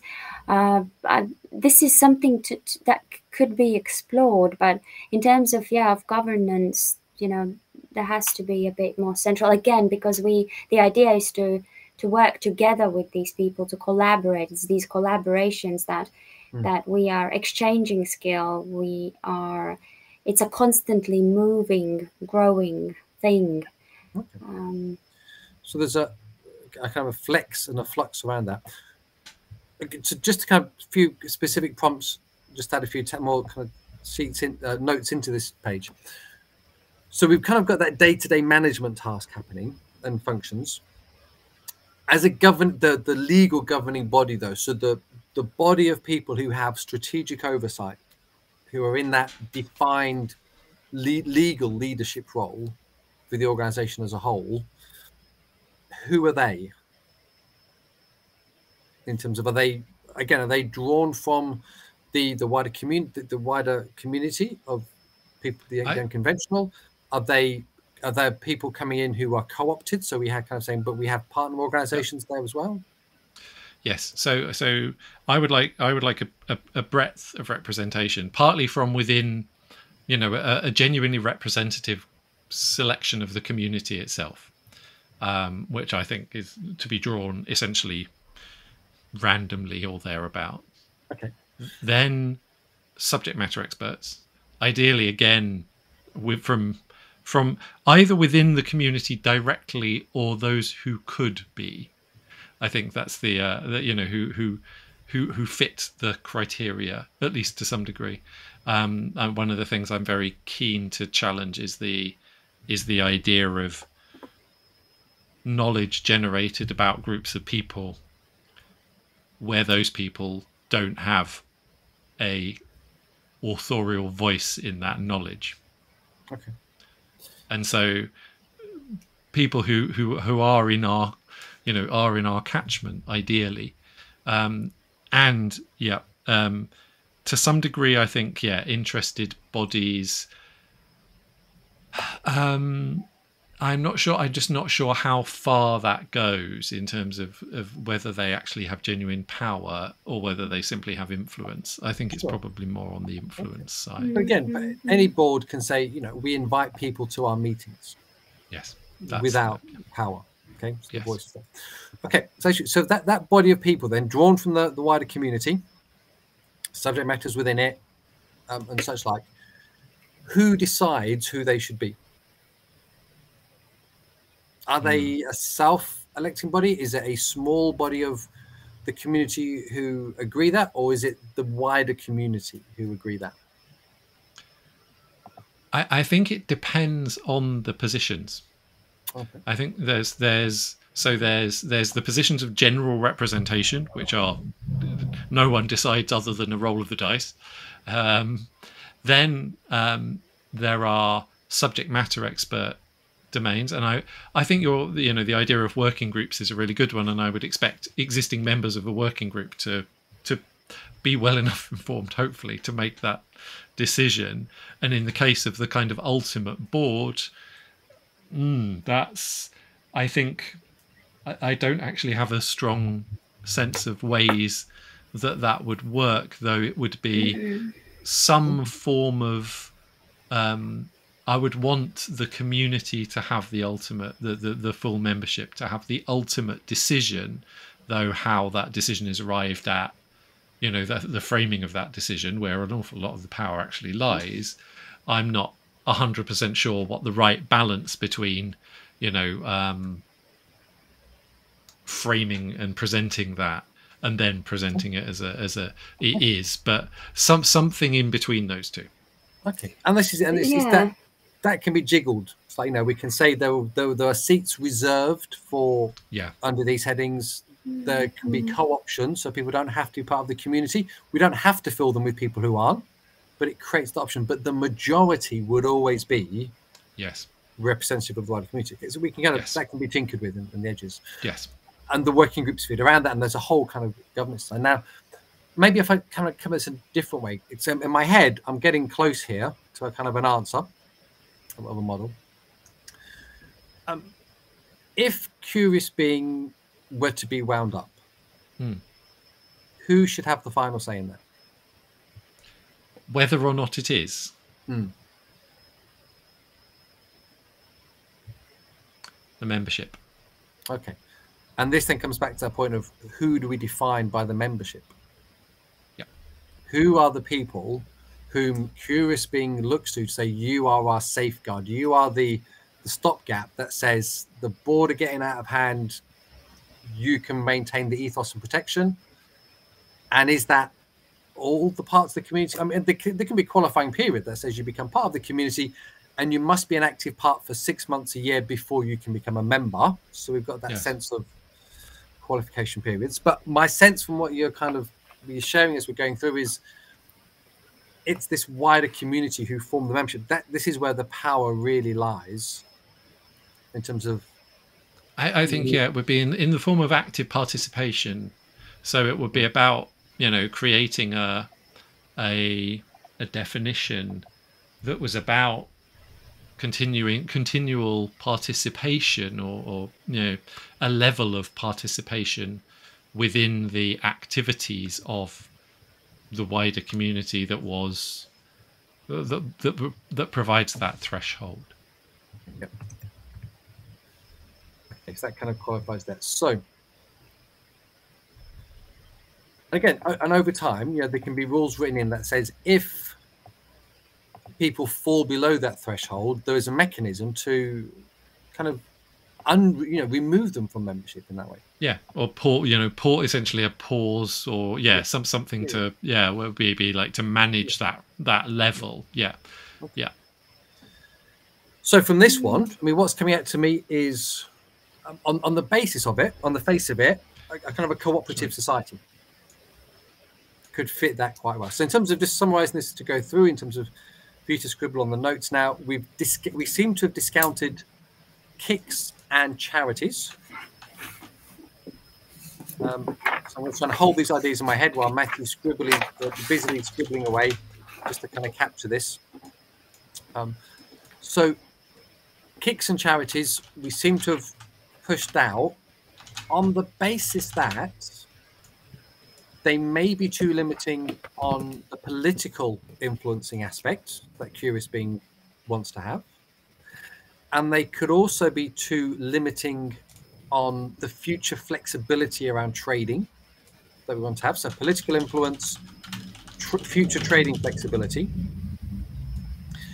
And also for that ethos of saying, particularly for charities, well, we kind of, most things that we are set up to do this are charities. That's the conventional way of doing it. This is unconventional. So our legal form should also reflect that in terms of our ethos and protecting it through. So that kind of in some ways seems to work it there.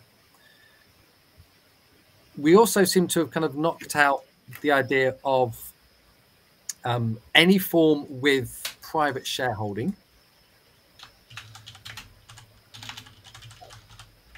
because so in terms of companies limited by shares or kick limited by shares, because that again can influence how Curious Being is engaged with by different key future audiences as part of that collaborative work that's having that scope of influence more broadly. It's really interesting seeing people live type as we go through. I once spoke at a conference where I was being transcribed by a stenographer in real time, and it was a very strange experience. So skillful. Yeah, it's incredible skill. So that's the happy there. I guess it speaks that credibility with different audiences as well. As if we've got private ownership, that limits it. So to me, that seems to leave us with are two front runners: company limited by guarantee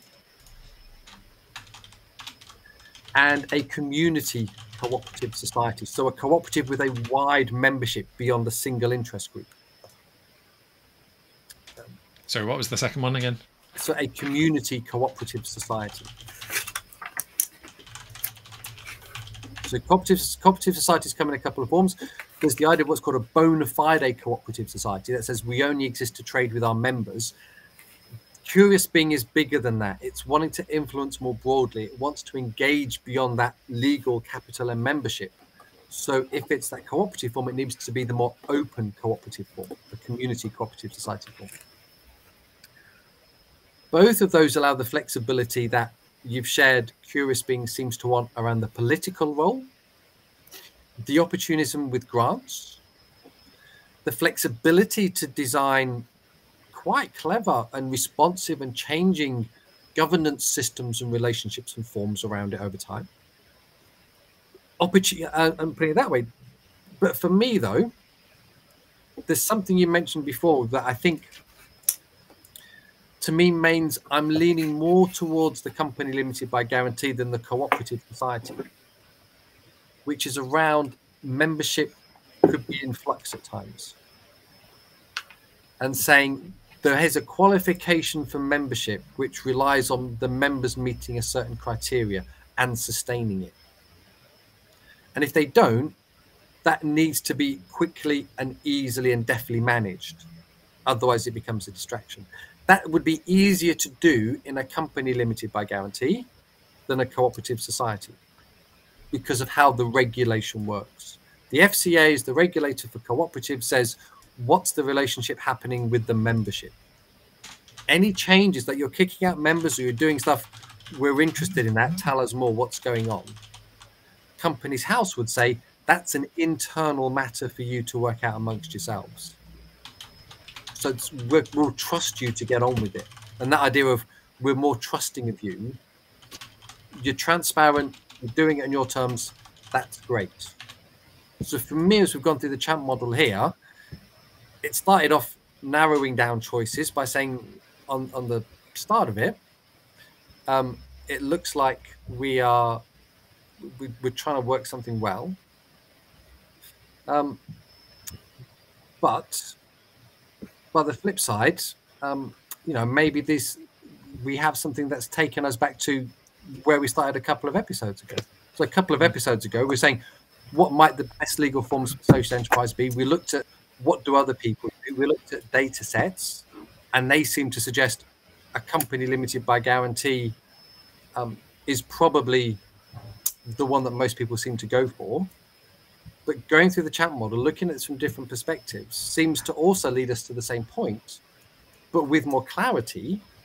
And then when it comes to actually designing that, the inner workings of that company form, rather than go, let's just get a bog standard off the shelf, Curious Being can actually, because of Companies Act, be really clever in designing in systems and processes to reflect and protect that ethos as well. Yeah, that's great. I think even though we've kind of come to the answer of we've chosen the simple one, or the one that we said at the outset, I completely, knowing, I run my own private company for the consultancy work that I do, and knowing all of the options that you're actually given around this, and being able to tweak that, and now understanding, how we're going to strategically use that form, and the essentially the levers we have to play with, the aspects we have to play with, absolutely feels like, even having arrived, if that is the case, that it's a very valuable tool, because it, as you say, it informs the decisions even within that form as well as outside of it. But I think this kind of speaks to what happens now. Just because we've gone through this process and said we seem to have a preferred choice, there was another choice that was a relatively close contender. There should be a testing process, and as Anita was saying at the start, we've gone through a process, we now got a bit more understanding. Maybe it's time to go back to that original reading and say, let's just test what we think we've understood now and heard, and what we're now thinking, and maybe even within that wider community of the unconventionals, to say, let's actually have a conversation with some of you more broadly and say, look, we've got this idea. If we set it up like this, these are the routes that you can engage within how it works and goes into the future in this form, and it's protected in these ways. Does that sound okay? Does that sound all right? And depending on what people say, we can say, well, there is a plan B. Does this seem better instead? To work it through. And again, going back to your values and holding then against this workings out we've done. So you've got that assurance then that works through. And also in the future, because we went through an open, transparent process of discounting as well, and reduction and subtracting, when people say, well, this sort of thing is normally a charity, isn't it? Why aren't you a charity? Because we couldn't have done it this way. But aren't you, your kicks through this kind of thing, but it would have placed a risk on our future ability to do these things in the way that we wanted to on our terms. Yeah, I think I want to say, thank you, Adrian, as well, and Matthew, so especially for the last part, sort of really giving sort of your ideas and input there. Because I think what this has opened up really for me is to really explore certain routes more, and to really look at them. And I think as a result of this, I think me and Matthew have explored some topics. We'll probably have sort of more questions around these things. You Adrian, have asked really important questions, and this has been extremely valuable for me for this whole process. In general. So yeah, I just wanted to say thank you. From my perspective, it's been really encouraging as well to be able to come at this from the starting point of what does it mean to be us, and how do we be in relationship with each other, because so much of this people come at it from the perspective of we need it to do this, we need it to do that. So it's been really refreshing for me to work this through with you, and hopefully you, dear viewer, will have found the process we've gone through instructive and encouraging for you. As Anita kind of and Matthew have alluded to there, there's more kind of workings out and tinkerings to be done. That's bespoke and specific to this instance. So we're not going to be recording those as an epilogue or a second season, because it wouldn't have that wider audience appeal that we hope these have had. But I'm happy to keep these conversations going as you kind of work out some of that detail into the future. Lovely. Thank you so much. I think thank you so much. Hopefully and do the reunion show in 10 years' time. Exactly. Well, you know, I mean, one of the interesting things about this, like doing this, is it is this looping back work. And my part of my hope with this is that this specific piece of content, these conversations that we've had, are useful to other people in the community that we're going to be creating, because they're going to be facing similar challenges. So I think that idea of really, you know, where we are starting from our needs and our feelings and what we actually are trying to do, rather than the other end of what are the options, and really that when we're doing this differently, we can work in such a way that supports us and meets our needs, but also makes it easier for the next time and the next time and other people who are doing similar things. And hopefully if we can get this working on a regular basis, it becomes this self-sustaining thing where it's easier and easier, and it, you know, it stops being quite so difficult, because we do understand it better collectively, and there are the tools there and things like that. So thank you for helping us do this, because at this point in the cycle it is non-trivial. It is hard, and I understand, you know, that the value is really huge value. So yeah, thank you. Thank you. If people want to find out more, again, you can find Adrian's blog at adrianashton.co.uk, and obviously Good Business Club are the people who, or you could message Matthew or Anita and ask them how they're getting on with it all. well, this is the next bit. So please do connect with any, certainly I will say for me, please do connect with me on LinkedIn. I'm Matthew Bellringer on LinkedIn. There aren't that many Matthew Bellringers on LinkedIn. It's fairly easy to find me. So yeah, please do. I really want to kind of be part of this ongoing conversation. If you are interested in Curious Being based on what you've heard, please do get in touch, because we are already we do have some offering already, and we have online community already. So if you want to join us there and be part of the very early stages of this, please do. For whatever reason, you know, if you want to influence this, if you've got an input or a perspective, or you're trying to do similar, just get in touch. This is very much a co-exploration, I think, and this co-exploration thing is the core of what I'm so excited about in all of this stuff. Instead of this idea of just one person, you know, having this idea in isolation and just making it. I don't experience the world that way. And for me, a lot of the pleasure and joy comes from exploring and finding out new stuff together. So please do get in touch with me. In terms of anyone else, reaching anyone else, how would you like, or would you like others to get in touch with you as well? I'm happy. Just, you know, I'm always kind of said, well, I said will say in the future, happy for anyone who wants to get in touch and say, can I just have an initial chat? No charge, no obligation, no expectation. We'll fix a time that seems to work. And it might be that it's around this question of structure or values or anything you think, just because it helps the universe get along a bit better. Thank you. Yeah, thank you. Yeah, and the same as well on LinkedIn with me, Anita Toze. Yeah, probably fewer Anitas there than Matthew Bellringers. But yeah, definitely. I'm open to that. And if you want to learn about this process or have questions or input, amazing. Oh, fantastic. Thank you so much for joining us, Anita and Adrian, and for all of your input. And yeah, this is the last in the series. So yeah, please do use it, try it out, give it a go, and kind of stay in touch and do your own thing. And yeah, just get it out there and try stuff out. And I very much hope that our paths will cross in the future to do more of this kind of thing. So thank you and goodbye.